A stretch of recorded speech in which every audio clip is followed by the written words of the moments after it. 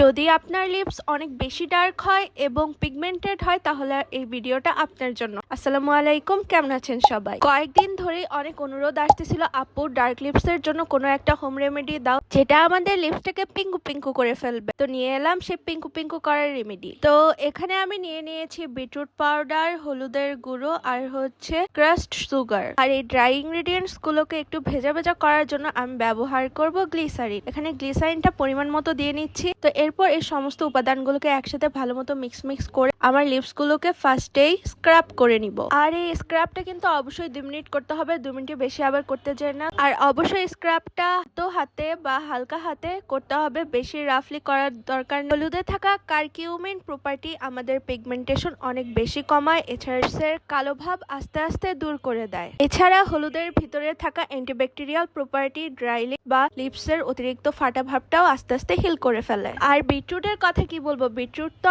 আমাদের লিপস গুলোকে naturally pinkish ভাব বা রেড টিন্ট এনে দেয় এবং আর লিপস গুলোকে একদম হেলদি আর গ্লো করে তোলে। ফাইনালি আমার স্ক্রাব করা একদম হয়ে গিয়েছে। এখন আমি একটা টিস্যুর সাহায্যে আমার ঠোঁটটাকে ক্লিন করে নিব। এরপর বানাবো এই ন্যাচারাল লিপ বামটা। Let's make it. এখন আমি এখানে এই মোমবাতিটা দিয়ে লিপ বামটা বানাই নিব। তো এখানে আমি মোমবাতিটা ফার্স্টেই জ্বালাই নিব।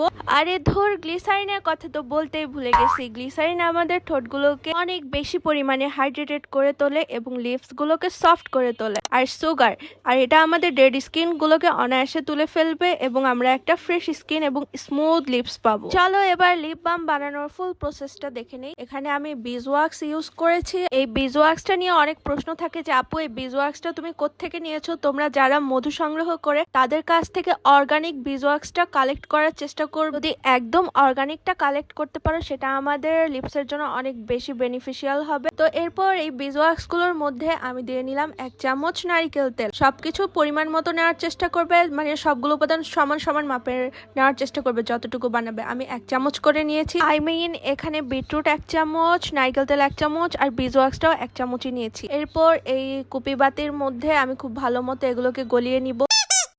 মানে কাজ করতে গেলে একটা না একটা পপাট হবেই, ভাগ্যিস পুরাটা পড়া যায় নাই। এরপর আরো একটু দিয়ে নিয়েছি বিটরুট, কারণ আমার মনে হচ্ছিল একটু কম হয়ে গিয়েছে, টিনটা কম আসতে পারে। তো টিনটা বেশি আনার জন্য আমি আরো একটু বিটরুট পাউডার ব্যবহার করে এটাকে ভালো মতো গলিয়ে নিচ্ছি। এখন আমি এটাকে যেখানে সংরক্ষণ করব ওরকম একটি বাক্স নিয়ে নিয়েছি। তো এর মধ্যে আমি এটাকে রেখে কিছুক্ষণের জন্য ফ্রিজে রেখে দিব। তো ফ্রিজ থেকে বের করার পর এটা অনেক বেশি হার্ড হয়ে গিয়েছিল কারণ আমি ডিপ ফ্রিজে রাখছি। তোমরা চেষ্টা করবে নর্মাল ফ্রিজে রেখে ঠান্ডা করতে, বা এমনি রেখে দিলেও এটা ঠান্ডা হয়ে যাবে। তো এটা ফ্রিজ থেকে বের করার পর কিছুক্ষণের জন্য নর্মাল হতে রেখে দিতে হবে। তো এইদিকে স্ক্রাব করে বসেছিলাম, এখন এই লিপ বামটা আমি দিয়ে দেখাবো এটা টিনটা কিরকম আসছে আর টেক্সচারটা কিরকম আসছে। তো এই তো কি সুন্দর একটা কালার আসছে, তাই না?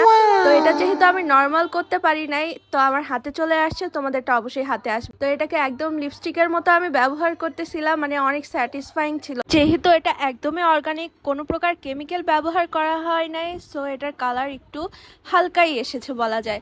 তো আমি বলবো তোমরা বিটরুটের পাউডার ব্যবহার না করে একদম র বিটরুটের যে জুসটা সেটা দিয়ে করার চেষ্টা করবে, তাহলে আরো বেশি স্যাটিসফাইং হবে আমার মনে হয়। তো আজকের ভিডিও এ পর্যন্তই। আল্লাহ হাফেজ। আর ভিডিওটি ভালো লাগলে অবশ্যই শেয়ার করে দিবে। টাটা।